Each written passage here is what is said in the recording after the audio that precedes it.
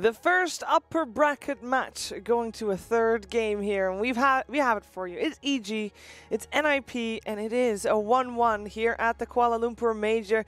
Grand Pilaidai and BSJ are here to talk to you about what's going to happen in the third game, and why there is a third game, and why it is important for both teams to basically draft better, because I feel like both games kind of came down to the draft. Grant. Yeah. Sure felt like that. I mean, the first game was just complete trounce. This game, it felt like it didn't look like EG was doing too bad. I wouldn't even say it was the lanes. I think it was more that those first couple of rotations and having a Queen of Pain, like it compounded into this. Oh, DK gets a good start. DK doesn't die once. DK gets a double kill. Like, it's pretty rare for a DK. And I just think these EG didn't make any early game rotations at all, and NiP made very good ones. So that's a double negative. But it's bad because a double negative would be positive. Exactly. But it's double bad. So NiP, math. They just won. It was great by them. NA math. Yep. I'm good at it. But this, I mean, are you serious? This is the two best teams in NA right now, and we get a game 3. I'm so pumped. Yeah, it should be a good one, because tradition is like if two games are one-sided, the third one is normally a really good one. And I know that Toby and Kyle are banking on that one as well. And it could be. Both teams learn a lot from their mistakes. Yeah, I mean, it could be. We see now that it's still going to be Radiant for EG and second pick for NiP. But exact same thing. Exactly. So EG, they should it's time for EG to change something up. Like, don't let this be the same kind of game. Yeah, and if you're wondering, EG could have picked pick, but they decided to choose Radiant. Yeah. So they don't mind having Sumail not be last pick, which I kind of thought maybe they should, but guess it doesn't matter to them. They're confident enough that Sumail can win the lane no matter what, which, you know, in a way, previous game he kind of did, but those rotations just messed it up for him. That one. I mean, it's a Queen of Pain. Yeah, I also think like certain matchups, I don't know the best way to describe it, but like as the lane goes on, even if you're slightly behind, you're still okay. Like the DK versus Queen of Pain, he was losing by like 10, 15 CS. And that's just a matchup where even if you're slightly behind, you can still operate. But like the first game where he's Alchemist versus Ember, if you fall behind even slightly, I mean, we all saw what happened there. I think it's really important that they do that this game again. You try attempt to give him that type of matchup where it's not a volatile matchup. It's kind of like, even if he loses, it's only like 60-40, 65-35. He can play more back and not like be afraid of falling behind. Yeah, because no offense to Fauna, like let's just be honest, he's just not quite the laning prowess as Sumail as a player. So no one is really. Yeah, it's no slight to him. Yeah, it's just a compliment to Sumail. And you said they prioritize second pick on NiP again. I think that's really important against EG specifically, for the reasons we already talked about.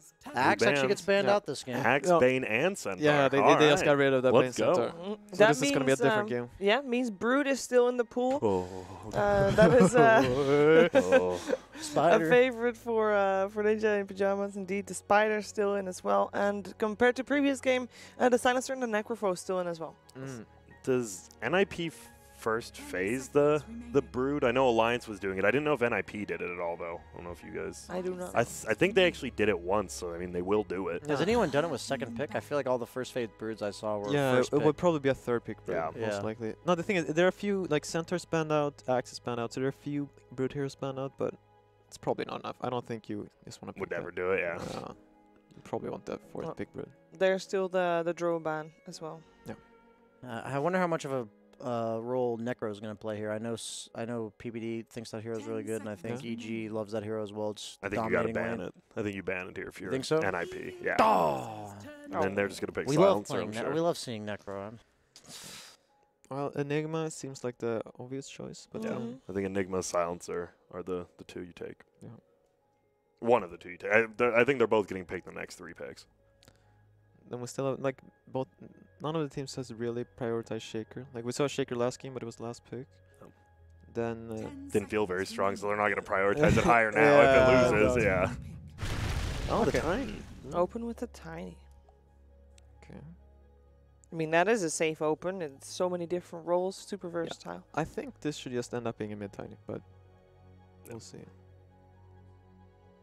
I mean, you have, didn't he like almost set the record with it at TI, 35 kills, I think, or something like that? Yeah.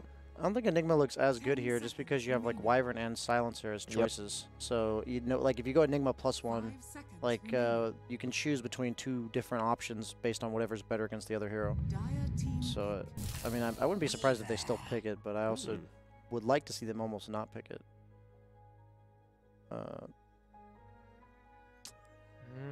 Weaver. Ogre. Sorry, too soon, I think. I think Ogre finally fell off. He was big for 2 tournaments, and people finally realized, oh, there's just better heroes. Yep. It's not too easy of a pick. I would want to get some team fight. Maybe just man up and pick the Enigma as well. I agree. That hero's so good. And even if you don't want team fight, you just sit in the lane, right? Like, if you somehow just get an open lane, you just sit there for 30 minutes, you're fine. Oh, okay. This is they got the Weaver Axe set up for the Enigma. I'm not even like trolling. I think that's like their idea is if they pick Enigma, they'll have a way to deal with it. It's actually one of the best ways, in my opinion, to deal with the Axe Enigma. Why or is to it a deal way with to the deal Enigma? The Axe Weaver is a way to deal with the Enigma. Support Weaver. Yeah. It was more for the TB. The face off. Because whenever a hero like Enigma doesn't go picked, like something that's super popular, you have to remember that these teams are always like thinking about it. Tiny's one of the better heroes against it. You know, you have to like factor in if NiP's not going to pick it, they can't just get owned by it being second pick for EG. It's nice seeing Ace play PL as well instead of like some of the Arc Ward and cheesier heroes who've been playing all tournaments. It's nice to like, hey, everyone's calling you a cheesy player, and then you have a 0 death performance. His on build PL. was really good. I thought. What did he do? He went Diffusal, Yasha, Hood, Heart instead of like completing the Manta, which I think is really important against like the like he just needed to not die. That seems so simple, but like he didn't actually have to. Like he would do damage if he's alive. Like some games as PL, you need like more damage items to actually contribute, but in that game, as long as he's alive, his damage output would be significant. So This win rate of Morph Low. is pretty low. Yeah. Isn't it supposed to be one of the top 3 cores right now? Why is it so low? Because it's going versus TB, and TB is winning every game. I I guess guess. so. I don't know, Okay, that's my thought. He's also You're being probably first right. rounded a lot too. Yep. Yeah. Yeah, I feel like Morphling's a hero that people also don't always play him to his full potential sometimes. So I mean, a reason they also factor in. first picked the Tiny was because of the Brood, I believe. Like if they had, you don't really want to pick Brood into Tiny. It's a mediocre matchup. Seems like a lot of mind games are going on right now. Yeah, it's a lot of these heroes. I miss the old days where I had no idea what was going on in these drafts because once you like think about it, like I can't even keep up. Like now I'm like, wait, yeah, you're like the Tiny for the Brood, like that. They picked the like they Weaver banned the TB for Enigma. yeah. It's like there's so much that goes into it actually, and like once you scratch the surface, you realize how much you don't know when you're watching these games. And that's why you guys are here, to make sure that people do know. Yeah, I try to act like I know. I think EG is still going to pick the Enigma if it doesn't get banned, even into the Weaver TB. I mean, just how they play it, where they just sit him in the lane, he doesn't team fight. I mean, they banned the Silencer now, so they're definitely setting up for it. Their other counter is Arc Warden, right, versus TB, so we might see that later on. Like, it's not the Arc best Ward versus Morphling would be pretty crazy. Oh yeah, that would have to be a. I don't think they're doing that. What Sumail Morph? Sumail? Never seen it. Never I think. No, I have, but we won't go into that. Yeah. I guess Morph Tiny is enough for them. So, like they could also steal and go for the Coddle, but like Weaver is decent versus these heroes, so might want to. I think Wyvern is what I would prefer. Huskman. For EG. Yeah, you want to have something that has maybe a little bit more lockdown as well when Yeah. it comes to EG. I think you always need at least one hero with wave clear too, like something defensive that's just going to sit defending the tower. And usually you want it in a support if possible, because you don't want to just like put a core to defend towers against Terrorblade. I mean, NiP definitely need some stuns right Like, now. yeah, I agree. For sure.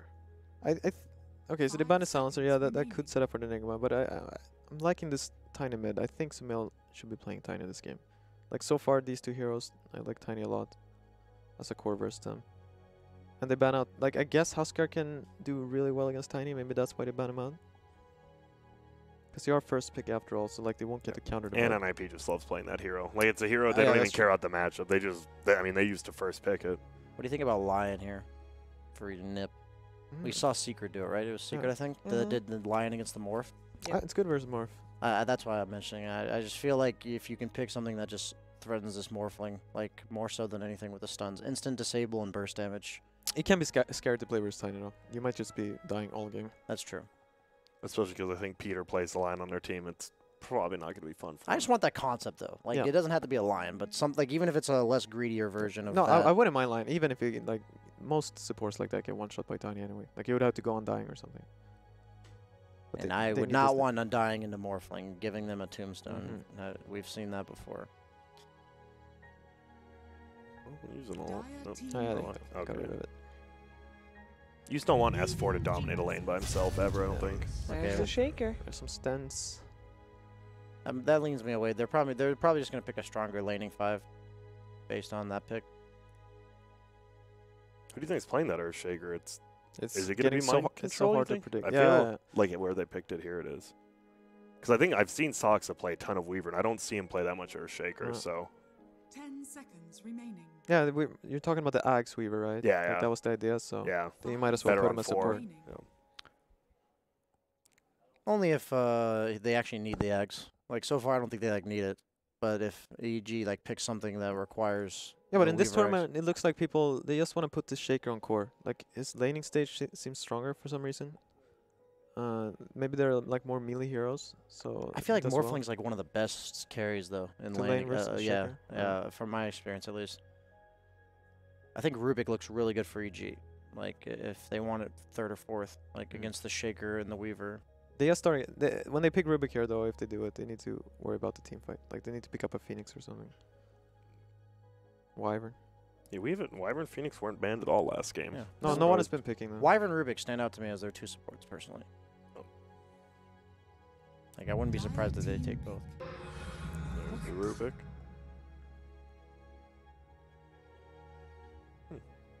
And And that pretty much guarantees Sumail and the Tiny, too. NiP is just going to pick a 5 here almost certainly. What's Peter got? Tree? Yeah. I don't love it. I'm just, He Yeah. plays it. Zero. I hate that hero. He might just pull out the Dazzle, right? It's not Oh that yeah, good, Dazzle though. TB. I don't love it against the Morph. though. He's played a lot of Winter Wyvern. Obviously, Crystal Maiden is still in the pool as well. Yeah.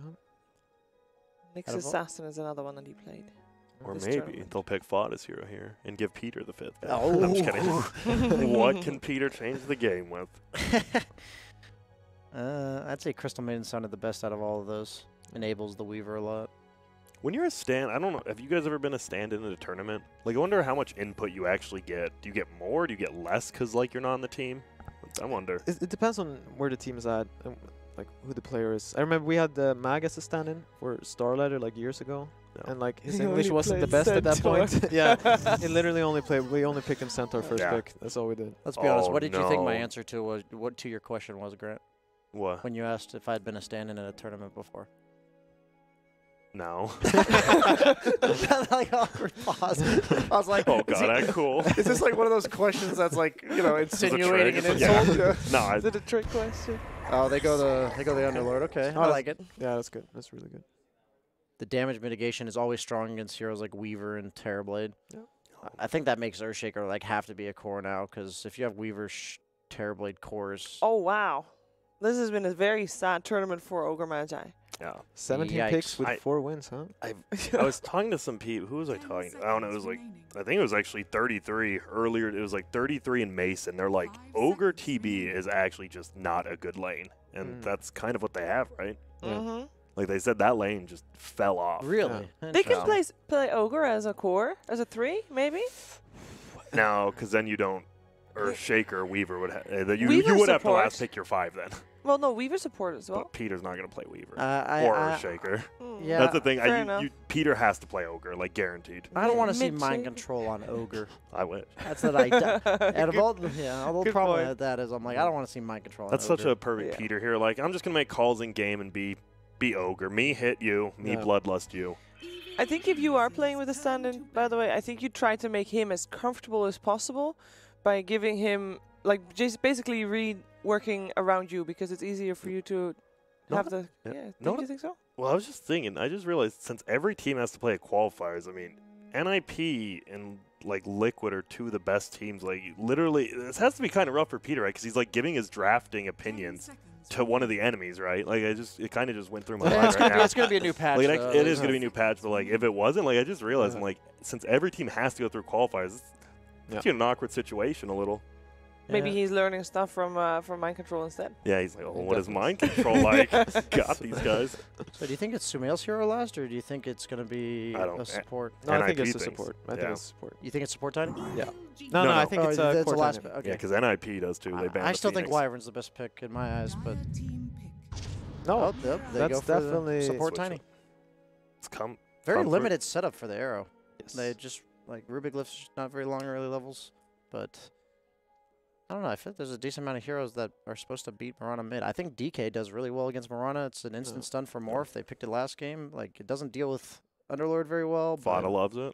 Yeah, I mean, that's the hero that stands out to me again. But If they wanted to this game, they could do Alchemist. 5 But seconds no, remaining. please don't. Never What do you mind. guys Not think against of Morph. You No, put don't do Morph it. like No, you- I'm just looking at their other heroes too. Like, Ooh, I forgot about Yeah. that hero. skill-based matchup here. I Dude, mean, I'm excited. it's supposed to be very TA favored. Yeah, that's from why what I know. I'm Yeah. excited for this because I think Sumail's probably like, I bet I can beat his TA. Like, Yeah. I feel that's going to be a fun So either matchup. TA is, either Sumail is gonna die in this lane a lot, Yeah, or he's somehow going to like make this lane look winnable. yeah. I'm really Wow. excited for that mid matchup now. I'm Yeah. very surprised they went for this, like, very volatile matchup. Like, this is a skill-based matchup in the mid lane, and I think that this entire game is going to be decided by the mid lane. Wow. All right. And who do you think is going to take it in that case? Oh, man. I'm going to go with EG this game. Okay. So for 100%, by the way. Yeah, I know. Tread carefully, guys. Think about it. All right, you go next, Pi. I got to think this one. I don't like NiP side lanes, I believe. As you said, they have too many melee heroes right here, and I don't think they've dealt with Underlord very well. I agree. So yeah, I think EG's got this. But I don't think they're Microphone gonna has such a pressure this good more. shaker set. Yeah, looks like. Morphling's very good against Air Shaker and lane, Yeah. from my experience. Yeah, I think it just comes down to the mid match as well. I already said I think Ogre TB isn't good. Like if you lose 2 side lanes and win middle, it's better for the team who won both side lanes. Like it's way better if this Morphling gets ahead. So, all right, I didn't even say EG yet, but all right, sure, EG. Well, in that case, I gotta ask a favor of one of our commentary team, Kyle, Oh, no. Toby. Oh, Please, Kyle, say give us the NIP. nip, Please, NIP. do not predict, So, because we want both teams to have a fair shot here. do you want to predict EG just Don't do it. to mess with them? Yeah, I think the panel's on point. They made a lot of Yikes. really Oh, good We're you're out. screwed, panel. You're screwed. No, what really? What do you think? I think we're going to see a repeat of last game. I think both safe lanes are going to lose. The carries are going to be under a lot of pressure. But we saw the weakness and the strength of Sumail already in this series. And now it's just, what happens in Game 3. Mirana TA, as the panel said, very skill-based matchup. I'm excited to see what goes down. And we are too, and we are looking forward to listening to you while watching. And like how you didn't actually predict there. What do you mean? That was good. Oh, yeah. There's no straight up answer, because when you give us a straight up answer, it's just a one-sided game the opposite direction. But now we can have ourselves a Dude, close match, a close Game 3. a Who gets to dream. play on the main stage here in KL? Thank you, Kyle. I'll see Thank what you. I can do. Thank I'm you, very, Kyle. it's all about the fans, about the entertainment value. It's not about me. It's Did they- about you. I like how they actually put NiP on your tag. They, for a second, brought up an analyst, and it was Kyle who went for NiP. Yeah, we saw that. We saw that production.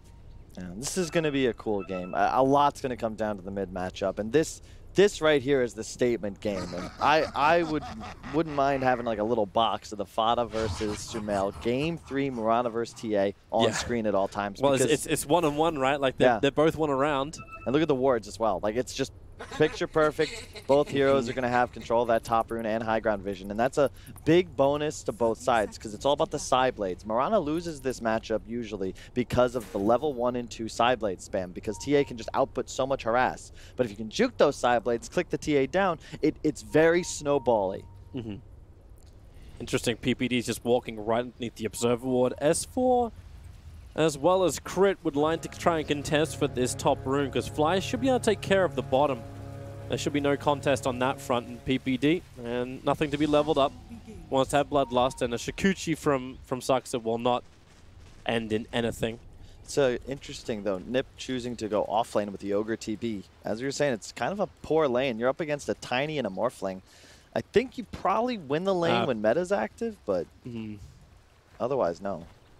Yeah, unless it's just like, well, normally we've seen like a Bloodlusted Ogre who just runs any kind of melee support who's in that lane, and then you win that lane. But how does that work against a Tiny who's got such heavy damage? Fada won the block mid.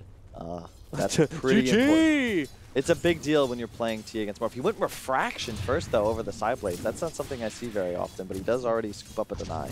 Maybe worried about 2 denies. Maybe worried about Sumail's harassment too. We've seen Sumail do that a hell of a lot, where he just like gets up in Fada's face. But this is one way where Fada can try and stop that, or at least balance it.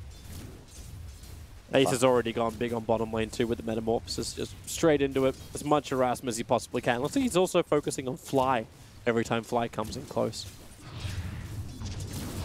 Fada's already denied 2 archers. I'm sorry, all I'm doing is stare at him middle. This is, you can see the clicking coming out. There's a lot of pride on the line right here. He's blocked all the Starfalls. Hey, that's a win. That's a mental win.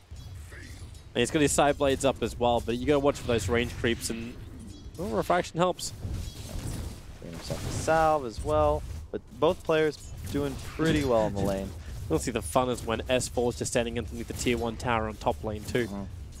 Yeah, so TA is winning. This is how the lane usually goes. TA will win the CS, but Sumail's doing a great job just spam harassing and ensuring he's going to force regen and mana usage for Fada to be able to maintain this advantage. I do love it from Fada though. Like, he runs forward, and as Sumail attacks him, hangs around for a second to do it, he just pops for a fraction, and the salve is able to fully complete. PPD, a little bit of trouble on bottom lane. As he's already used his waveform, however. Yeah. But Fly, the fact he leveled up Toss early on means the PPD's going to be a little bit more careful about his positioning, or at least watching the positioning of Arteezy. Anything back near that tower with a toss back, then it becomes problematic. He's going to try and look to pull one off again right here because there's this huge creep wave bottom lane. That's the problem. Like, Morph Tiny, they hit so hard. Tiny with 80 damage plus that tree. Morph already at 68. And Morph already at 15-3 CS as well in 2.5 minutes. Yeah, TB can't really fight in this lane with no meta. Same with Ogre. This is part of the reason the panel said this lane was a bit poor. Sumail's enjoying a little bit of extra spam. He found an Arcane Rune on top, so he's just star-falling Fada out of the mid lane. And Fada at least has, well, he doesn't have regeneration. He's got a Ring of Basilius that came in the courier to finish up the Ring of Aquila, so now he's real low. That's very interesting, because now he's down to 1 refraction. Sumail, especially with that Arcane Rune, he could look to man up here, maybe even find a kill. At least apply pressure. Yeah. He'll work it out too. Like, he's definitely knowing Fada's inventory. Yeah. It's a difference in philosophy, right? Because you can see Sumail's already bringing 2 mangoes and more health regen. He also brought out a salve already, so he's got that on his person, whereas Fada, he went for the raw stats, and he has to bring his regen out late. Oh, Sumail, careful! He'll start salving up now. That side blade was able to connect, doing a little bit more damage. He's taking damage from the tower too. But as you said, he's already got the extra consumables, so it's okay. This is really good for Sumail because he's won the health war so much. And this is the benefit of buying regen. Sumail, a big proponent, probably the first one to start just abusing courier. Oh, he's diving. Yeah, going after refractions Fada, up, and refractions up Sumail underneath the tower. He's got one more leap to get away, but the damage from Fada. He's looking for it. Sumail has to run through the north. He's very concerned about the side blade spill damage. Edge of the seat to see who wins mid, and he's TPing all the way home too. And that was on the ward too, so Fada knows he's safe, and he can just continue to farm out this wave, even though he's super low, bringing the courier for a ton of his regen. Yeah, you want to see what's on that courier? You can check it out after this top fight. As Mind Control, a lot of damage picked up, thrown back by Crit. Inside the Firestorm, Mind Control, he's got the life to get further away, plus the 6-6 charges, but it's actually Sasuke who just Shikuchi's through S4, looking towards Crit. Does he want to dive again? With the amount of damage, thanks to the bug, it's just a double kill for the Weaver. You mentioned during the draft phase that if this is a good start for a support Weaver, he can wreck in this game. That's a good start. Not just that, but mid. This is sick for Fada now. He's hitting a ton of side blades thanks to that haste rune. There's no one leap up on Sumail, but this is the downside of buying regen, is that if you don't turn that regen into more CS, a kill, some sort of advantage, you start falling behind rapidly. Because now Fada, not only does he have the Aquila, he'll have boots soon, and he got that free wave while Sumail had to TP back to base. Hey, he's trying to stand his ground, but the Adaptive Strike will be enough to finish the job, and Arteezy wants to harass out PPD. They did bring down the regeneration. That was actually, I think it was 5 or 6 lots of tangos, 2 mangoes, and a salve that was on that courier when it came out to begin with, to Fada. And this is the danger now as a Mirana. Level 6 TA, you need a sentry or you just can't lane anymore. You're far too low of an HP hero. He's actually going to probably run to that bottom shrine, but Fada now with total map control and dominance in the mid lane, and traps are starting to be spammed. Not as 24-10-22, but you got to keep in mind, Sumail has spent a lot more gold on consumables, so he's currently 400 net worth down, and really both these mid players have spent so much on regen that they're very behind what you might hope that they would be. That's why they're trying to make the most out of the shrine efficiency, at least gain something back. But it's definitely going to be a lot more of a freer lane for the TA, as you said. The side blade traps are coming up. So the psionic traps are coming up. There's the sentry, as expected. You just need one. That's, again, more shrine efficiency, right? Because that was handed off to him by the Fly Tiny. Oh, Sasa's now rotate towards the bottom lane, able to get the bugs out and fly. Avalanche will buy a little bit of space, but PPD already there for his own Fire Blast. The toss back. They wanted the kill to go on to the Terror Blade, but it will be the Weaver who claims it. Yeah, and Sox the TP down here with 3 wards. You can see one was placed, giving vision of the rune and a little bit of the lane just to the right, and then he places another one deep in the jungle that will also scout out the shrine. He's also keeping eyes on the Arcane Rune. There's no bottle running for the Templar Assassin. Yep. So quite an easy pickup. Oh, and he eats the And sentry. he countered it. It's really important, especially when you're ahead like this on TA. You want to ensure that you de-sentry. It just becomes a sentry war in the mid lane because no one on EG can stand middle if traps are a threat. Avalanche from Fly was a little bit off target. I think he was still hoping for maybe the clearance of the wave and tossing Ace back, but Ace now has the level 2 Metamorphosis ready to go. And support's coming back again too. But you're right, top, mind control. Control, he's got the Echo Slam available and the Totems dump. That's Nice enough play. to get the solo kill on the Underlord of S4. And Shaker loves these matches. But they're going to kill bottom lane. Full-on initiation. Both supports from NiP down here, but Ace getting hit so hard with the one charge. He's into the trees, but it will not help. Smells one attack was able to reach through to him. And it's PPD who's on the run. Fly's got the leap into toss. How many interactions are we going to have in air during this series? But PPD will just waste their time as much as he possibly can. No arrow from Smell just yet. He's still holding it. He's running for the tier 2.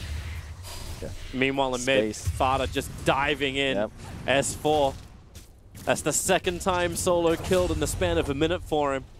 Yep. You just can't lane against TA. This is the 10th pick. I'm not going to... TA is not exactly an Exodia hero, but at the same time, when you get this far ahead, if you play well, you can take over. One of the best core matchups against Morphling as well, in my opinion, just because you can eventually itemize to take him down with a Nullifier, Orchid combination, and just that raw physical damage output that allows you to get a Blink Deso and take map control early. Interesting move there from Crit. He started TPing in towards the middle lane. I don't know if he was looking to help out Sumail. Nothing changed between the point when he started his TP and when he cancelled his TP, but he stuck around just Fade Bottle the top lane for against Mind Control. Yeah, and you gotta keep in mind, they picked up a Rubik instead of something like a Phoenix that would have offered a lot more damage in team fight, mostly because they saw the Shaker on NiP, but this new style is not value for a Rubik, because as you can see, Mind Control's got Treads, and he's gonna max out Enchant Totem before Fisher, so even if Rubik gets 6 and Fisher, it's still just gonna be level 1. Oh, Sumail, so much damage. The side blade hit will not connect from Fada. So Sumail gets to keep his life at the moment, but Fly, he won't be able to keep his. Saxa already moving forward, putting the Weaver bugs on him. The Avalanche, the armor is just disappearing for this Tiny, but Arteezy, at least he had PPD a little bit closer, but it's not stopping Saska from coming in very, very close. Fortification on the Radiant Creep Wave, trying to keep it alive. So diving into the town is a lot more riskier for NiP if they do want to force the issue. Man, there's still no one capable of laning mid, and really no one capable of laning top, so NiP is totally fine. Whenever you have a TA, if you can extend the laning phase when you have an advantage like this, you are A-okay with it. No Ancient stacks for him just yet, save that one down bottom, but you don't really mind. This is a risky smoke move for They're going to try and come and kill mid. They can toss in crits, so they can guarantee that the Telekinesis grab can pick him up, and they have, refraction charges to burn through, extra sentry wards placed. And a good kill for him. Meanwhile, on bottom lane, the pressure being applied towards Arteezy, but this is a Morphling. Even with 3 heroes ready to fight, that's still not enough to kill him. Interesting. Sox is going to TP all the way up to top tower. Or top shrine, rather. They're looking for the 10-minute runes. Like, it's just ensuring control for Mind Control. Pun was not intended and tried to dodge. And it's still an even game, though. Neither team with a huge concrete advantage, but the Shaker will actually be going for a Blink Dagger. I think I like that decision. He's so far ahead that you want an item that can immediately influence the game, especially when you're this high level, specifically as an Earthshaker. So you can find kills so easily. Ags wouldn't come online till like 20 minutes. A Blink might be up in, say, 2. Yep. Looking towards the top lane, Mind Control already seen. Pinged out by Sumail. He'll put down the sentry ward, so he knows there's no dive vision. Meanwhile, in middle lane, a double damage PPD. Looking for the stun over on the Mirana, but the detection just will not be there. Moonlight Shadow gives them the cover they're looking for. That's a cool play. Nice job by Sumail. If he doesn't kill that catapult, the mid tower is dead for sure. Might still go down, though. You are Marana, and look at this Saksa trying to backstop. Look at the vision. Oh, my goodness. There's 7 wards at the moment up for NiP. And they're coming in through the back, able to get the bugs onto Sumail, but 1 leap, 2 leap available. He'll get back out to safety. Mind control, not going to be so lucky. Goes into the trees and hopes for a way clear. He's got Fisher to at least stun up over on Fly with the Firestorm, as well as the Avalanche comes in. Mind control just burns. I love the warding from Saksa. It's so critical. We've talked about the Radiant advantage when it comes to Roche, but if you take that mid tower down and you ward around the top Radiant Shrine area, that's what gives you Roche control. And the moment TA picks up Deso, that's going to be a target. Maybe not even before Deso, because he's maxing out the meld next. Crit was able to grab Shikuchi. That's big. Yeah. It's the best spell you can steal in this game at the moment. That nice, fast in, out, as well as initiation. Yeah. Picks up Arcane Boots, so all the mana in the world for them to keep fighting. And Arteezy's had so much free time on bottom, and there's just transitioned towards the top lane now. And without the tier 1 tower, how is NiP meant to feel confident to fight him? Actually surprised Fata isn't a little further ahead. You like this though, he's going to go look to farm Ancients, but nope, there's been a sentry there for the last 5 minutes, ensuring that that camp can no longer spawn. A great, easy and efficient way to slow down a TA's item progression, because every item he hits, Blink makes him now the strongest threat on map. The Deso obviously opens up the Roche, and they're not able to deal with him just yet, but they can certainly slow him down. Here comes Crit. Oh. May reveal the fact there's a sentry ward in mid. Don't know if Fly really wants to drop a sentry for a sentry. He would really like to find some of these observer wards. Unfortunately for him, most of them have timed out. So there's still the 2 observer wards that's watching Arteezy's farm area. Everything in the north on the EG side of the river. I'm very glad Arteezy is going for this Treads lifesteal build that allows you to farm much earlier in the game, specifically these Ancients. He's going to walk right into him. Uh-oh. Shikuchi crit, kept him in close, the pit's already down, and it's just easy combo. No chance for any possibility of Asunder. Blink picked up on the Shaker though. Might be go time if you're NiP. You're about to finish a Blink on the TA as well. And I love the vision. Like, they've seen Arteezy farming for the last 2 minutes. They just haven't had the tools to kill him. 13 minutes in, you've got your Blink daggers up. Now it's time to try and find these kills, because at some point, I think the EG lineup will look to outscale NiP. TA, this hero is not made for the late game. He wants to get ahead, stay ahead, control the map. Morphling, that's a scary. If they can get this fight, like, okay, Crit may screw it up. Like, he comes inside of Shikuchi underneath the observer wards. They know where he is. But if they can win this fight, NiP can open up Roshan. So this means a lot if they can claim it. The ward. Both teams have a ward on this high ground. Oh, they're looking at Sumail. He's walking directly into them. Mind control just jumps in for the totem. PPD can chain into the fire blast. Perfect control. Nice. No big abilities had to be committed to get this. You can see just the damage output. But they may lose Weaver. Time lapse possible. Saksa, he just Shikuchi's away. They have no detection. They have vision still. They see everything right now. Liquid might, or wow. NiP might look to make a move. NiP, yeah, you keep looking at Mind Control's name too. 18 1 charges on the Weaver. So much confidence that he doesn't even burn that yet. And this is just so much space for Ace, and this is one of the things you see these top tier teams do. Yeah, look how aggressively they're playing as NiP, but Ace is just farming. This is a 4-1, and it's the same exact thing EG is attempting to do, where Arteezy is going to look to farm the off lane as the rest of his team looks to try and make space and moves around the map. But as you can see, the swarm coming from NiP, but that high ground ward placed before by Fly will scout out this rotation, and Arteezy should be fine. Yep, he's already ready to TP out. He's got the Yoga Club to switch into when he's ready to go. Sierra's waveform, TP, and he's all good. He goes down towards the mid lane instead. They're going to TP bottom on Mind Control. They might look for S4 here. He has a Vanguard, very tanky, but they could go for it. Well, Blink starting it off, and Vada. Wow. Yeah, you've got more than enough damage. Hit him with a level 4 meld. You've got the Blightstone to help him out as well. And that armor just doesn't exist. That really well played. That's one of the weaknesses of Underlord. You just don't have the survivability just yet because you have no armor. Incredibly low armor gain. You need that buckler, maybe another piece like a plate mail, and then all of a sudden TA falls off. But for now, Vada can shred everybody. They see the rotations though, like these observer wards from Evil Geniuses. That's why Crit's hanging in the river where he is. Like, he's looking to stay close enough he can get the pickup. But they also know that Mind Control's sitting right behind him. Oh, we stole Bloodlust. That's a big, big steal. Buffing up that Morphling. Fly is crossing over the river. Sentry wall will be dropped, and he never crossed to the other side of the tree line. So he actually doesn't get to reveal the Observer Ward, but he does get to die. You can see just how much damage that Enchant Totem Shaker does. It's part of the reason I love this build on a core Shaker. It's so much damage output. Just a blink in W. You don't even need Echo to find pickoffs. Walks directly underneath the Sentry Ward using the Solan Shikuchi. Was not ready for just being stunned up and killed.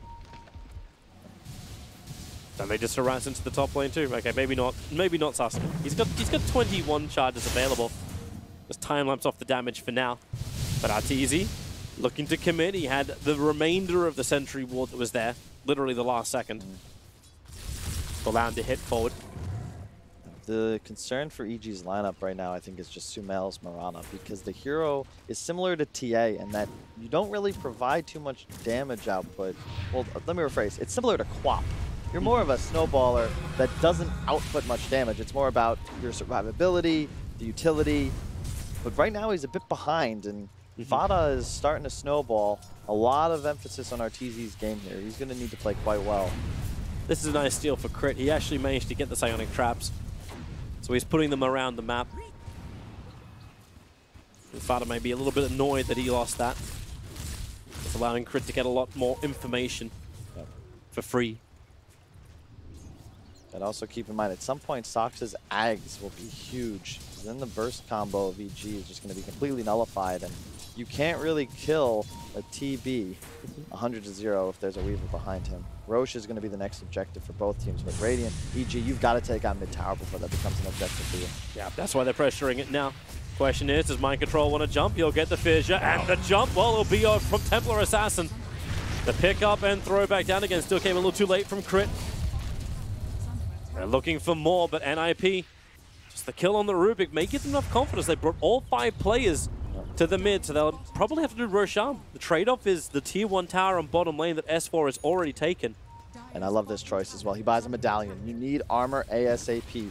As soon as the TA has blinked Deso, you have to ensure you don't ever go below 0 armor. Each positive point of armor represents 5% EHP. As an Underlord, you want to try and keep that number at least 4 or 5 plus, just because you have 2,000 health. You can't be taking pure damage from a 500 auto attack Shaker, and then obviously the TA's massive DPS.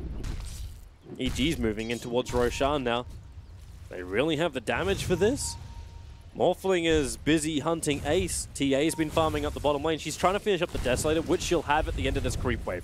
So, Evil Geniuses, they can try and pressure the mid. They may be able to kill off PPD. He's the one trying to defend that tier 1 tower, but Fortification is still available for NiP. They buy more time, and they're getting their own counter push onto a tier 1.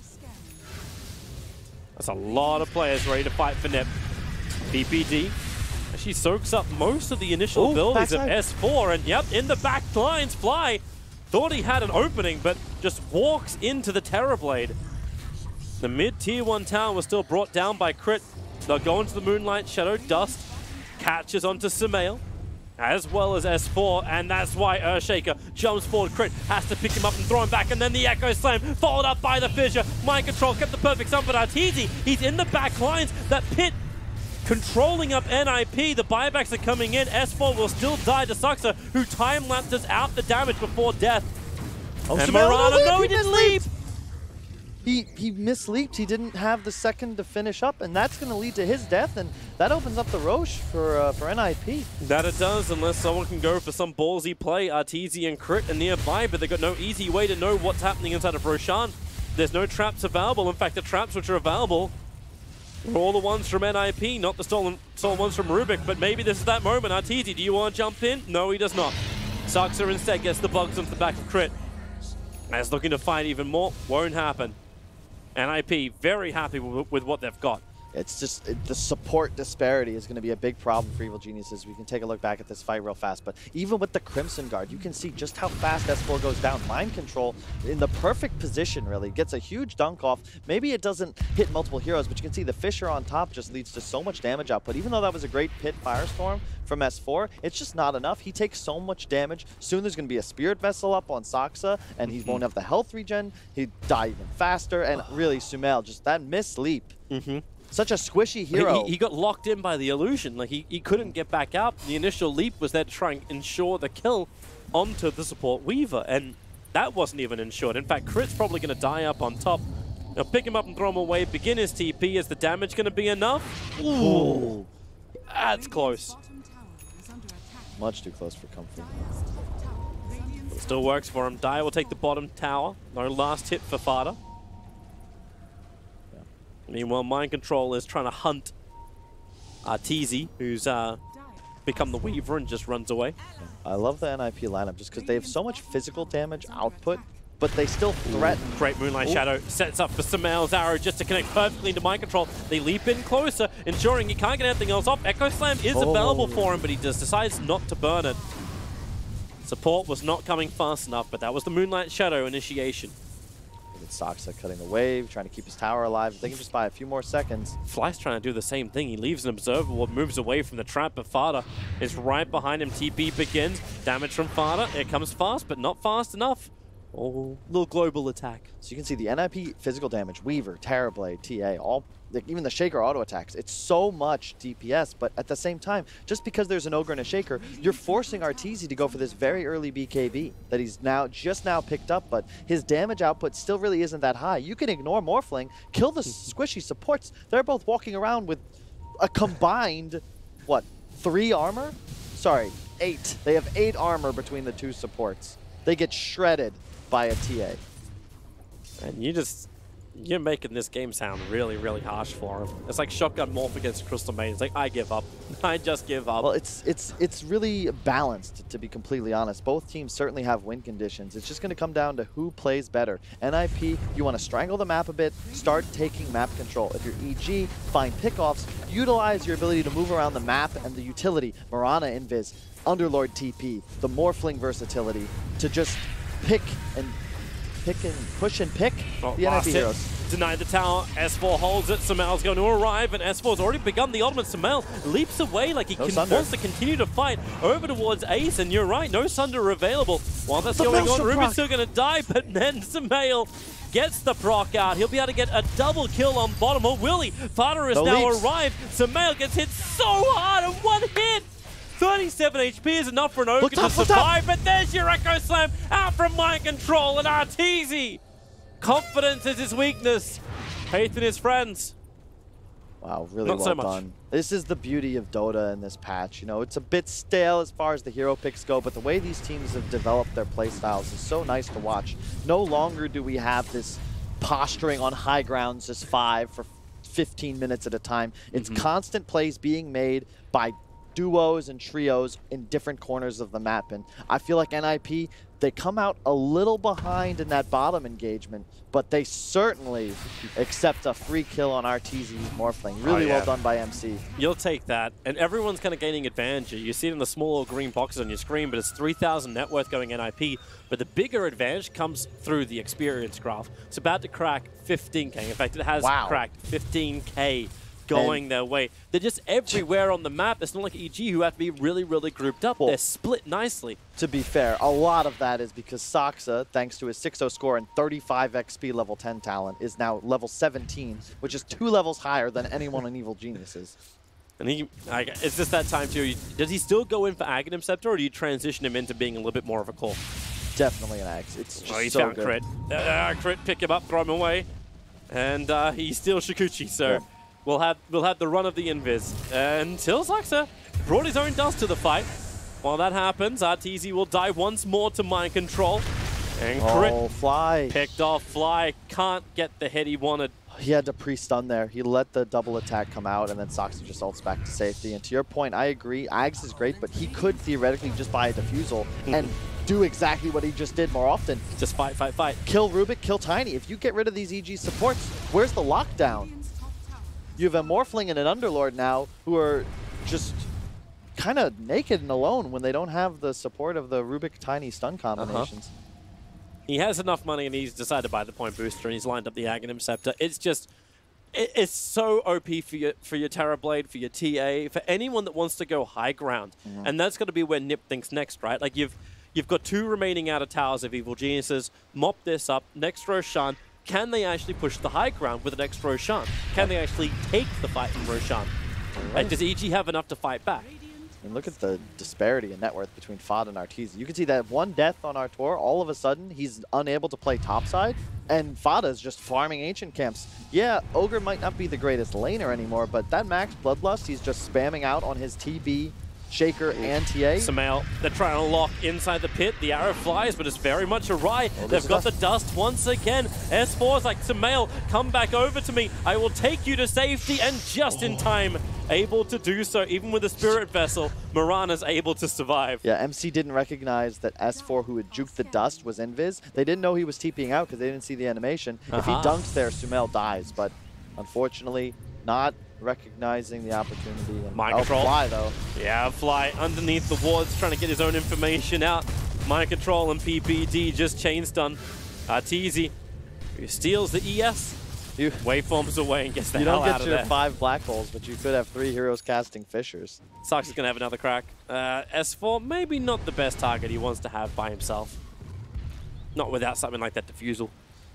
You need to, if you're EG, your timing to win this game is going to come when the NiP damage output is decreased significantly. That means you're going to need the Shivas on the Underlord, probably a Solar Crest split into a Halberd. Artur's got to get a Scotty. Mirana, probably going to be more of a mobile hero, but it's all about the supports. I just fear for them because I don't think the EG supports can ever really commit to an engagement. And if you're Fada, you're just going to be hunting them all game, especially when you pick up that Orchid. Not unless they can just get a good jump, but with Crit having a Blink Dagger, at least now they have that option for the jump. And just Crit's playing bodyguard at the moment, sitting behind Arteezy, making sure if there is an NiP engagement, he's there instantly to try and counter and ensure that chain stunning of NiP, which has been working so well in both Game 2 and here in Game 3, is not possible to happen again. Because that's the only thing that's going to really kill off the Morphling. Yeah. Just bear in mind, a huge part of the advantage on NiP is this Templar Assassin. And as we've seen many times in the past, you know, the Assassin's in the name. You're not made to go late game toe-to-toe with the EG lineup. Underlord, Morphling, eventually these heroes don't just become unkillable, but your refraction no longer is a defensive tool. And you've got to look to convert on this advantage and grow it. That second Aegis is going to be key. You'll have an Aegis for TA, a Cheese on the Terrorblade. You got to get the rest of those tier 2s when you pick that up. And they just got a double damage into the bottle of Fada. Roshan will spawn in 45 seconds from now, so they can actually hold it until Roshan is up. And they'll know there's TA traps inside the pits. They got all the information. EG don't know, so they put down an Observer Ward in range of sentries. But what they want to do is find the initial kill over on Fada. I'm seeing Observer for Observer. But they smoke and rotate around the top. NiP know this. They're looking towards the pit. Here's your initiation, and it jumps in from Crit. He gets the pick up over on the Terrorblade. Can they kill him in time? No! The Sunder! It goes off on Fly! And they'll lose a 1-for-1 trade-off. You're right, it's the supports are in a hard life. Sumail, so low in life in the backline, too. He knew he was dead. The second that Spirit Vessel hit, and no one else could get closer to him. Underlord's underneath the Sentry Ward, trying to ulti out. He does not have the time. But NiP, Roshan spawns. Literally to await them if they look into the pit. Unbelievable Fissure from Mind Control. That hit 4 heroes, and even though Ace is on a sliver of HP, he's playing Terrorblade, Toby, and it don't... You gotta kill him, or that happens. And did they break Roshan as well? My timer has run out, and Roshan's just sitting there not spawning up. Either way, mid-racks will go the way of NiP. Oh, they're not going to get racks. They might be lucky to get tower here. Roshan's they think Roshan's up. And okay, they're backing. And that was most unfortunate for Evil Geniuses. That is the best initiation you could probably hope for. But as you can see, Peter positioning himself, Sumail's arrow missed. It actually hit the Ogre instead of the TB. Not sure if he would have been able to get it off before that BKB went off, but the initiation was also just a little delayed. You've got to commit hard to kill the Terrorblade. You can see the lift, but where's the damage? Not there yet. They lift down, but PPD is there to block the arrow, and the scan from Radiant came up positive inside the pit, but they're still taking the time to wrap around the back. Now, keep in mind, Echo Slam is still available for Mind Control, and he's hiding under the cover of an Invis Rune in mid lane. There's no meta, however, so it's a bit harder for NiP to fight. You can bait your Terrorblade because you don't care if they go for him. They put down their own Observer Ward. The Sentry of the Dire is a little bit too far away, so EG will at least maintain that vision of the high ground. That's why they begin with the pit over on Terrorblade. Era jumps in, going on to S4. He'll never get the Crimson Guard off at this rate. They just hold him and kill him. That's Wow. They That's didn't even, S4 well away from the rest of Evil Geniuses. he doesn't have the survivability he thinks he does. That was without the Orchid that's on the Courier for the Templar Assassin as well. Fada just does way too much damage at this point. And by the way, 4-1 and 9, 19,000 net worth. He is 6K ahead of the next best on EG. So NiP, into the pit they go. Arteezy has to TP back to the mid to defend it the second they see him there. It doesn't even matter anyway. They kill Roshan so quickly. Cheese into the hands of Ace, and Fada has the Aegis, the Immortal. This is that high ground push. Metamorphosis off cooldown in 3 seconds. Yep. And they have Ags on Soxa as well. I love the itemization. Instead of going Ags, even though I still see the reasoning for it, Mind Control's going for this support style Shaker. He's got Blink Force and now a Yules, which is great because that activates Soxa as well. You have plenty of damage. You have a TB and a mega farmed TA. So just ensure that now you're 3-4. This is what we see Secret do a lot, where Zai and Yapzor just have all the utility items, which allows their cores to go for raw DPS. And that's exactly what both of these heroes have done. And you look at the EG supports, they're just trying to survive, let alone help their teammates. Okay, so what's EG's best case scenario here for defense? Because you know NiP are coming. Yeah. It's tough. You just, you have a lot. It's very hard to go high ground into an Underlord. He died in that last engagement because 3 heroes were allowed to beat on him all alone. But you have a Solar Crest, you have a Crimson, you've got a Plate Mail. You're going to spam Firestorm, that immediately kills the wave. One arrow, the Morphling will be able to take over the Terrorblade, get that bonus damage, but it'd be really nice for Arturo if he could finish up a Scotty. That BKB, really ineffective thus far in the game, and his damage output is suffering because of that. Mind Control jumps in, just misses the totem, and Arteezy, well, the Yule Scepter him up. He's got BKB if he wants to try and get out of this one. The totem will connect, but with Moonlight Shadow, Echo Slam, it doesn't matter. They brought 7 Sentry Wards, 8 in fact, on PPD, but the Waveform BKB TP's out to safety. The kill will not happen. I actually like that play from Arteezy. He baits the Echo because he's not BKBing. You think you've caught him, but he got the Strength Morph off. And he knows that Ogre and Earthshaker are not going to be enough damage to kill him. He knew TA was in mid because he had seen the hero show. Oh, Fly, get the hell out of there. Jump in from Mind Control. All he wanted to do was creep skip it. Get a little bit of extra cash, but Yule Scepter. Mind Control was holding it for exactly this reason. 16K Goldie, 26-11 from NiP. What a performance. Fata almost doubling up Sumail in net worth. A full Bloodthorn. Yeah. It's a good time for him. And this is where NiP, you want to look to close the game out here. It's never over. You're in a very good position, but... Well, with the 3-man smoke, they're trying to find that opening. Fada as well as Ace are preparing the push on bottom. In fact, they do burn the Metamorphosis. So now Mind Control. Echo is still on cooldown, but the jump in, they get the Orchid instantly onto the Underlord. But remember how tanky he is. Back towards the tier 4 towers, but it won't matter. The Orchid pops him. Or the Bloodthorn, sorry, pops him. That was Fabot to try and reduce this damage. What was he able to steal? It's going to be Refraction, not what Crit really wants, but he'll take it.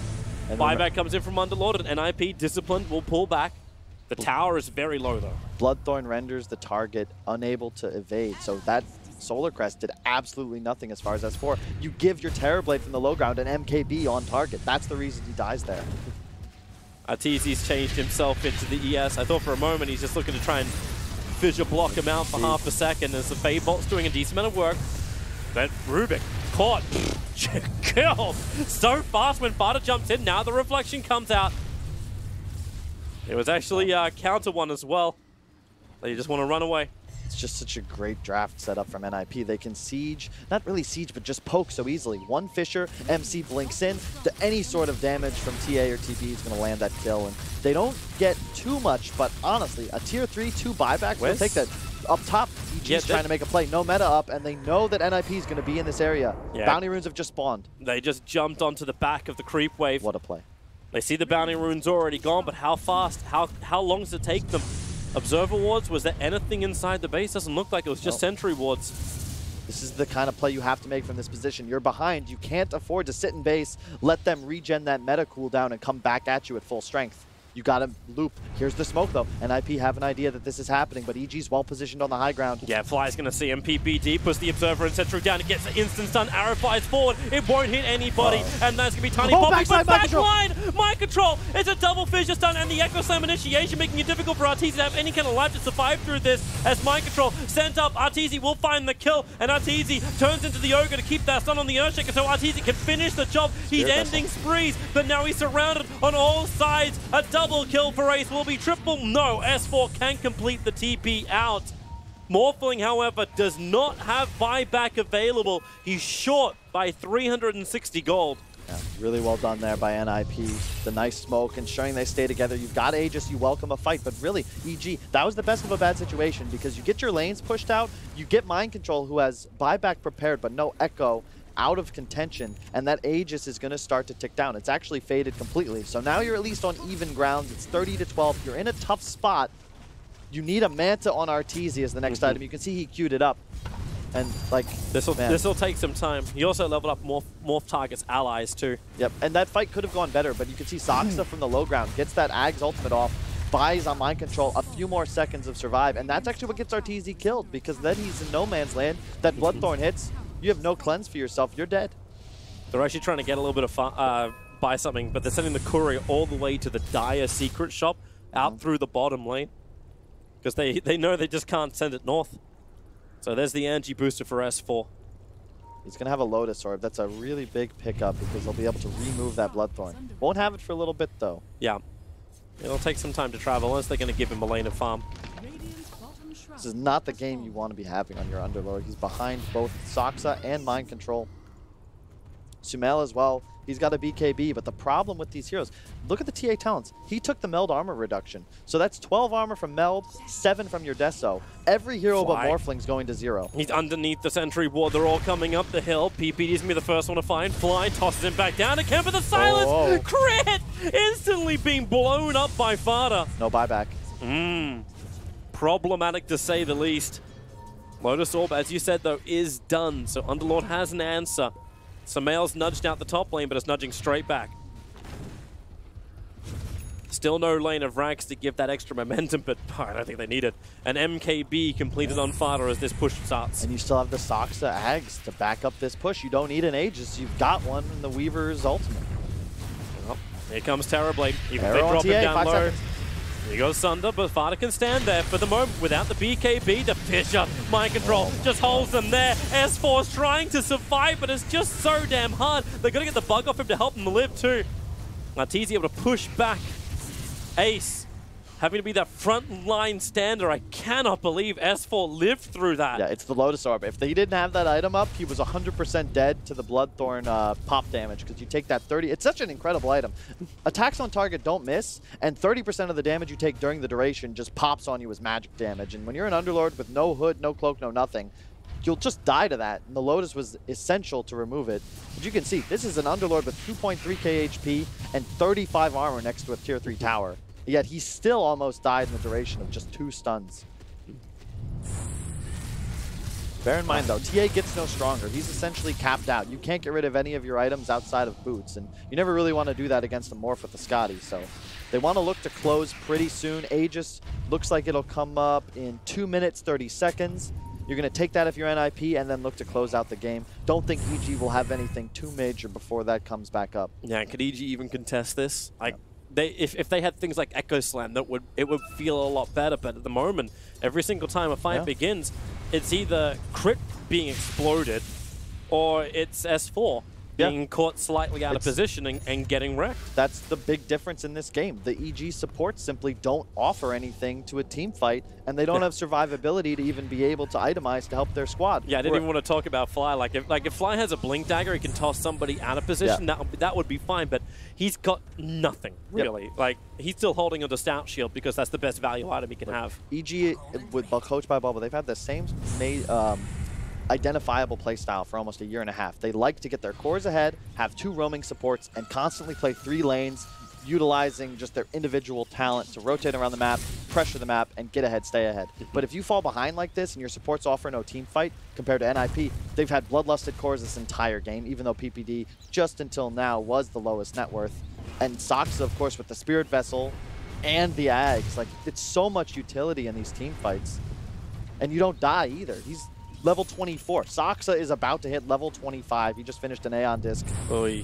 He's got more survivability than both EG supports combined. Yeah, they can't even pop. There's no way to pop him. S4's right on top of Observer and Sentry. They probably feel more confident with this because they de-warded the Sentry that was down from NiP. They are fully unaware of the vision, but the fissure, it doesn't block. The dust will connect, and Mind Control just goes in. The pickup, what is Crit able to steal from this one? It's only the totem. However, the push down PPD away to safety. That EG, this is not the fight they want. Fly, you're visible there. Fada just jumps in, kills him so easily. 5 attacks to it. Arteezy wanted to get the hell out of here. Change himself into the underworld, needs to get closer to actually get the pull out, able to be just in range on the edge of the basket. That is a very well-timed Uber out there by Underlord. Last one of the night gets Arteezy home safe. But will it be enough is the question. 28k lead, Roche gonna spawn in 20 seconds. Meta was used, but you still have so much map control in NiP. There's no natural playmaker for EG because your supports have no game. You're really just playing a Defense of the Ancients, true to form. This is Dota 2 after all. You're hoping NiP makes a miscue, blinks in a bit too far, and Arteezy can just click people down. He needs to finish that butterfly, I believe, before NiP come high ground, because he just doesn't have the damage output yet. Yep. EG are trying to just force out the lanes for the moment. They want to be able to contest Roshan. This is their critical thing. Crit gets the pickup, gets the throw down. Arteezy wants a quick kill over on PPD, but he still had a cheese available, so he gets so much life back once again. They don't find the kill. They're looking for a follow-up, and it's going to be S4. The pick can be planted. Morphling, do you want to buy back in this one? Ace is standing his ground with the BKB, swaps the life for Sumail. He tries to leap a little bit further away from it, but now Fada looking to capitalize. Sumail, so low on life, 180, and the arrow will connect. A 5-second stun, still no buyback coming up from the Morphling, and no! Mind Control, he managed to catch up to the Mirana. 3 heroes down, it's about to be 4. All 4 do have buyback for EG. And you know they've got to commit it. Tyson-esque knockout punch by Mind Control there. Just hunting Sumail, popping out of the trees right next to him, smacking him in the face, and there's Crit as well. What a game from NiP. I think they're going to close this one out. They're still holding their 4th and 5th pickup from Crit. Trying to toss down TA. Remember, they still didn't do Roshan just yet. But Ace, they want to try and finish off the Rax. Quick fade bolt. Try and get the damage in. Tiny in a little bit of trouble. They'll break him out with a Lotus Orb. The melee rank staying alive for the moment, but here comes Ace back in again. Same with Fada. The avalanche is good, but Mind Control is better. What a stand-in to have. Manages to put Fly into the grave. No way back out. Illusion blocks the arrow. They actually picked up Fada, but with the illusion blocking the arrow, they couldn't keep the control. He'll get the BKB off, and now Arteezy burns his own BKB too, and NiP, they look to re-engage. Man, but maybe not. They know Roshan's alive. It's quick, it's easy, and it's dirty that EG can't stop it. What a statement game from Fada and Mind Control. The one death Fada has in this game was to that smoke toss in mid at like 9 minutes in, but since then, he's played near flawlessly. Oh, Look at this Roche. That's a refresher shard. Mind Control's got a heart. They can give, wait, so who we actually get? So the Aegis went onto the Templar Assassin. Yeah. You've got Cheese and Refresher Shard onto the Earthshaker. Hell yeah. Mind Control's been having an amazing game already. A 13-4-12 ES from Mind Control. And EG, they spent the buyback on Morph. That means his damage output's not going to change for the rest of this game.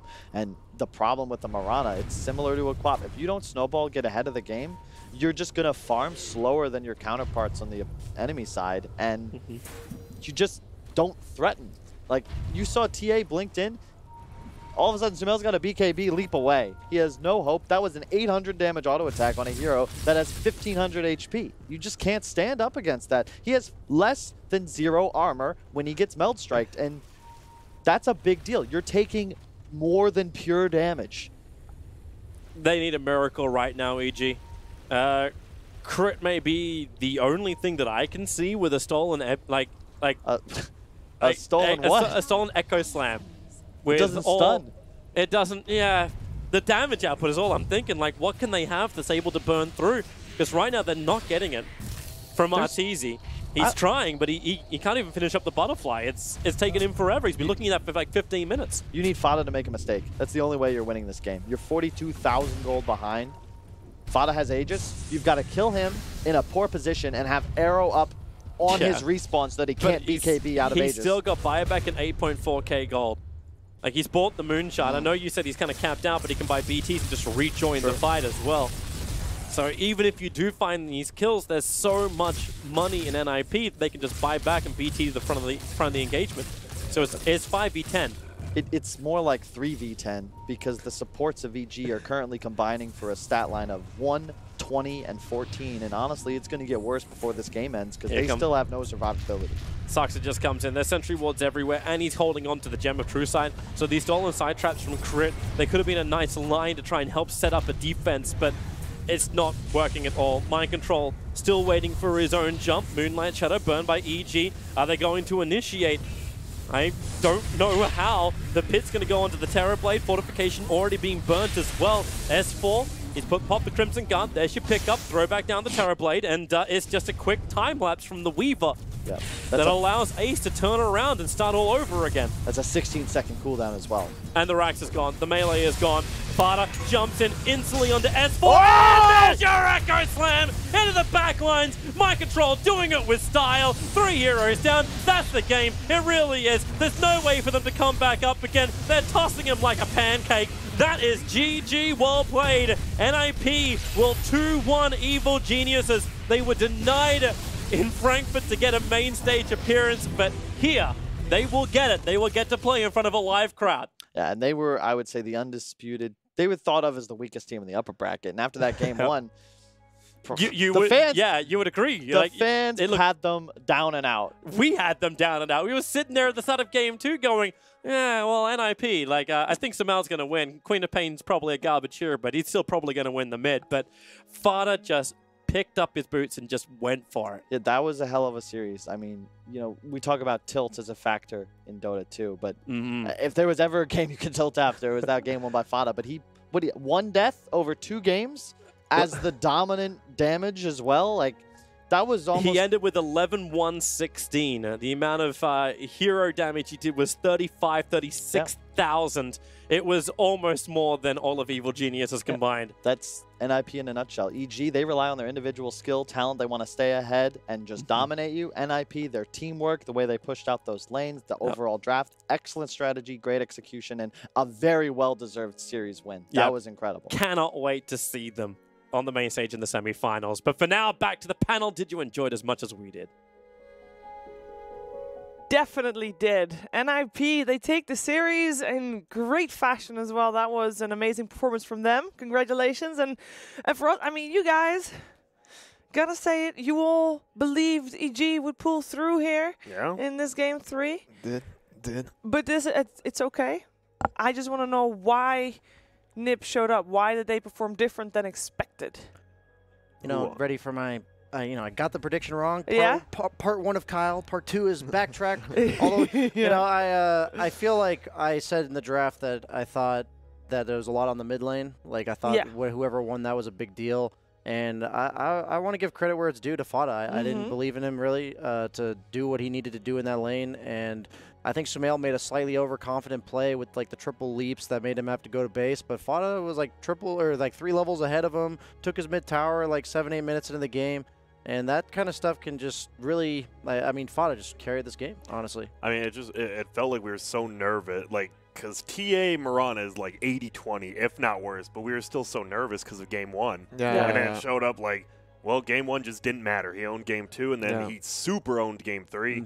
And it was the Fada show for like the first 30 minutes of that game for sure. And then the biggest thing to me is, I think we were talking about is, what did Tiny do? Why is there a 5 Tiny in this game, right? Like, the Tiny actually had no net worth at the end. He did not have a blink. He had nothing. No, he has no purpose. Like, can't blow up nothing. anyone. Yeah, he can't do anything. No, he doesn't tank. He doesn't do anything. He actually just throws a tree that does 40 damage at someone. That's like what he does. No, for me, it's just I feel I just underestimated Liquid. No, not Liquid. I'm just thinking of Micro. I did the same thing. I underestimated. NiP like immensely. Like they also like we can't forget they have a stand-in. You know, like whatever you say, like it's a Mind Control is. You could say it's the best offlaner in the game, but it doesn't matter. It's still different when you have another player. It's a team game. Yeah. You know. So, like just I did not expect the series to be like this.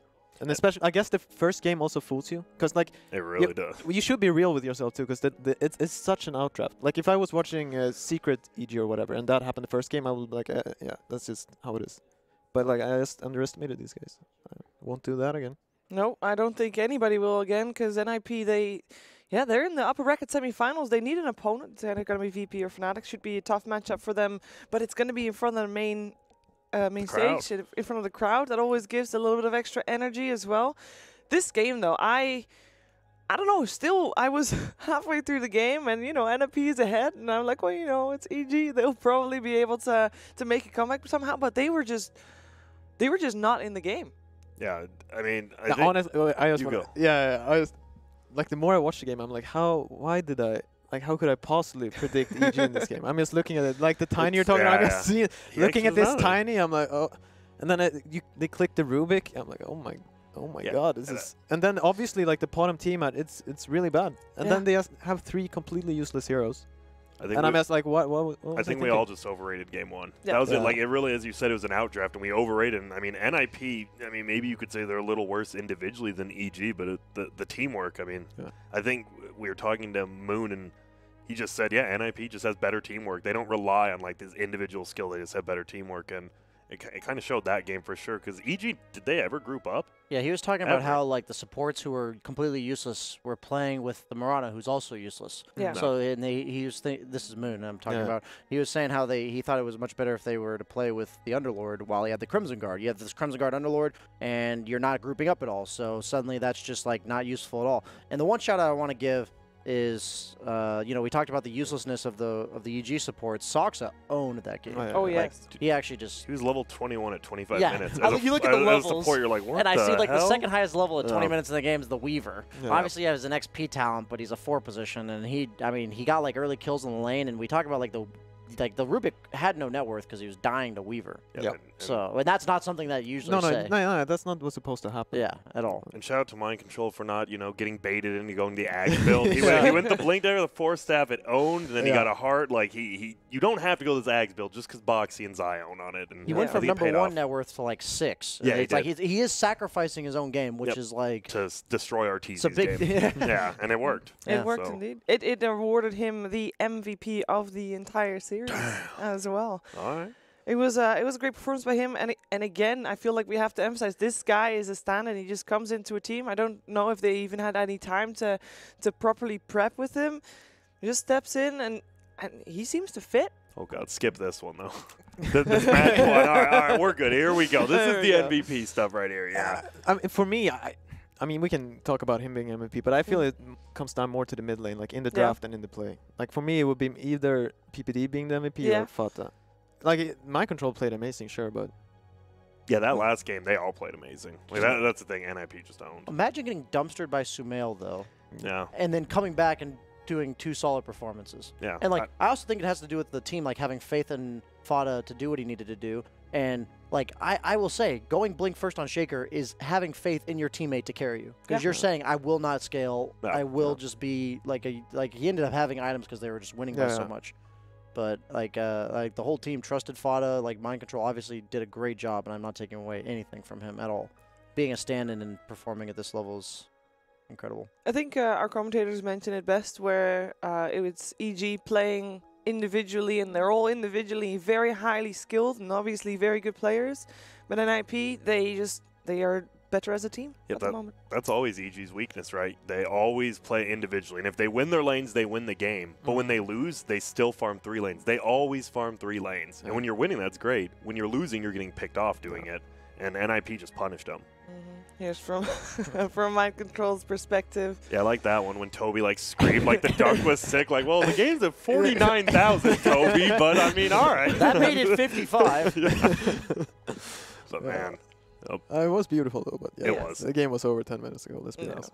Yeah, I think it goes back to you said, Brian. The supports, like Tiny was useless. Rubik, there was nothing to steal. Like, what was Rubik actually like? That was like super cool or good to steal. There's nothing. No teamfight stuff, right? But like when you look at the game, you see like, oh, there's the Shaker, you steal the Fisher, and then like you have the Sakuchi, right? So you can farm. But they didn't. But no, he stole Sakuchi, and then he got killed by the Weaver. Nope. Like, That's Usually that's that not doesn't supposed to happen. And with Sakuchi, it's like easy to initiate, but he wasn't playing with anyone, so No. you can't initiate on No. anyone. It was rough. It was rough indeed, but there was one man who always had confidence, and that man is PPD, and he's with us right now. Hey, Peter. Yo, Going what pretty up? well here. Hey, congratulations, first of all. Wow. My question is, you guys come into this tournament with a stand-in, which is obviously very different and not something that you were anticipating. How did you prepare? How did you go into this tournament? How did we prepare? Pretty much the same as everybody else. We boot camped. MC was staying at home, but the rest of us were boot camped up, and we just, we scrimmed online against other teams and prepared strategies and did the same thing. We're just good. It showed indeed. Can you talk to me about what you thought when the Queen of Pain was picked up in Game 2? Well, I don't want to go into draft strategy too much, but I think that Bulba got worked in this series.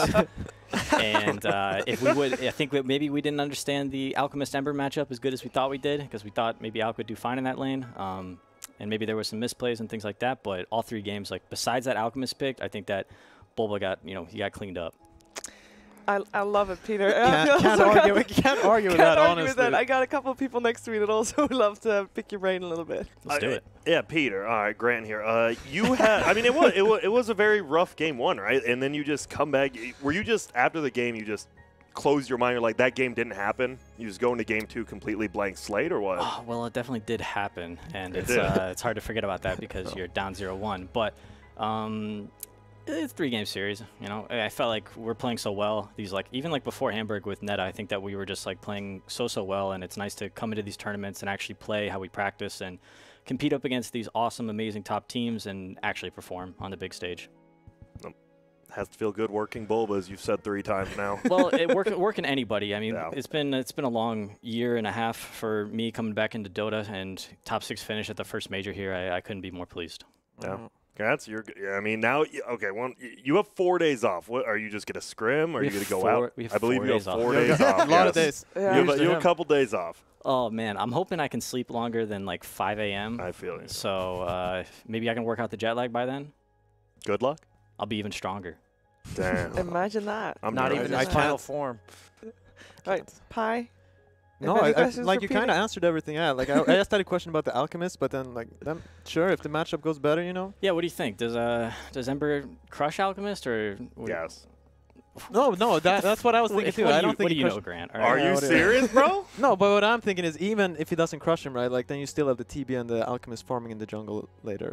That's all, and then it's just gonna be Maybe. a little better, but it's still gonna be bad. I don't want to talk about that much. No, that's fine. That was our loss. That was our mistake. Let's talk about the Exactly. wins. No, that's why I didn't really want to bring it up.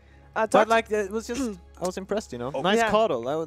That's good stuff. Yeah. And you won on Ogre, and no one else has been winning on true Ogre, that. so congrats to that. Yeah, we were between, I think, Ogre and Undying, but I think Mhm. Undying's pretty bad against Morphling. Yeah, and that's another good. stun, and maybe 4 times multicast in late game against Morph. It's pretty good. I can tell that you're pretty pumped about the victory. How's the rest of the team? How are they doing? I bet they're pretty pumped as well, I would guess. There's a nice relief, and we're looking forward to seeing how far we can go. I'm looking forward to watching you play again in a couple of days. As you heard, thank you for taking the time to talk to us. I'm going to let you celebrate with your team. Thanks. And of course, that was PPD from NiP beating his former squad, Evil Geniuses. You Forgot about that. Yeah, you could just tell how actually happy he Yeah. was. Like, You could he does feel not. it. He does not always show that much emotion. Like you can sometimes not even tell if he's happy or sad. You could actually tell he was happy. We'll hear it on Twitter at some point. Oh, yeah, we will. What do you mean? He's there right now. He's got his phone open. God, that was a great play. And I think we came into the series right. We're like, is EG up there with the Secrets and LGDs? Yeah. And after game one, it's like, oh my God, they are 3 great teams. And then the next 2 games, and now it looks like those 2 are on top, and NiP is actually closer than we thought. Even coming into the series, I thought that because for me, Group B was the hardest, and I agree. they kind of they went through fairly easily, and then they come in here. For me, NiP did not look convincing versus Secret, They didn't. But then you move the pieces right. Is Secret that good? Yep. NiP went to 3 games every single series, I think, already. Guess they're just Apart from versus Secret. it was okay, not Secret. Okay, Yeah. well they're 3 Cut three that game line of team. thought. Yeah, we'll cut that one off. I got nothing here, Brian.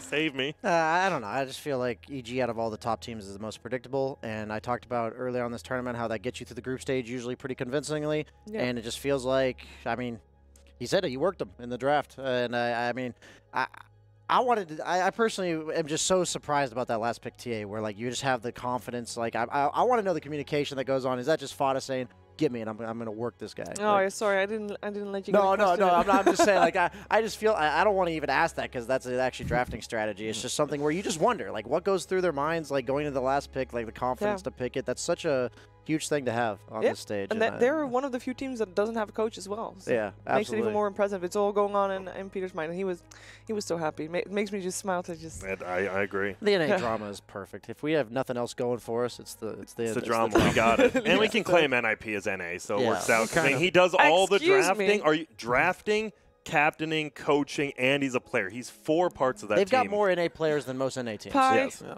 I mean, we're AUs. Surely we claim NiP. EU? We are EU. I don't know. I'm with him on. Thanks, Pi. Like, that was all Peter? I mean, Fata is like as EU as you get, then we got PPD. It's a hard one. It's a tough one. Oh, well, that was the first series of the day. There's going to be a couple more today. The next one is going to be another upper bracket semifinals, quarterfinals actually. It is going to be Virtus Pro versus Fnatic. The winner of that will go up against NiP at the main event, loser to the lower bracket. It will all happen after a break, and you will be joined by none other than Red Eye. Coming up next, Virtus Pro versus Fnatic.